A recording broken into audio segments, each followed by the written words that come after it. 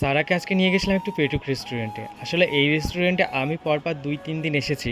সারা আজকে প্রচুর বায়না করছিল, ওই জন্য ওকে নিয়ে চলে আসলাম। আর ও এখানে এসে বার্গার খেতে চাইলো, ওই জন্য আমরা একটা বার্গার অর্ডার দিয়ে চলে আসলাম টেবিলে। আর আজকে আমার এমনিতে কিছুই ভালো লাগছে না খেতে, ওই জন্য সারার জন্য শুধু এক পিস বার্গারই অর্ডার করে দিলাম। তারপরে এখানে দেখো এই যে উইংসগুলো দেখতে পেয়েছে সারা, ওখানে ও সেলফি তোলার জন্য চলে গেছিলো, কিন্তু সমস্যা হচ্ছে একটাই, ওর হাইট শর্ট, ওকে মানে ঠিকঠাক মানাচ্ছে না ওখানে দাঁড়িয়ে। তারপর আমি একটা চেয়ার এনে দিলাম, বললাম চেয়ারের উপরে উঠতে। তারপরে চেয়ারের উপরে উঠে অনেক সুন্দর সুন্দর পোজ দিচ্ছিল, আর আমি ছবি তুলছিলাম। দেখো কত সুন্দর লাগছে, এবার পারফেক্ট একদম।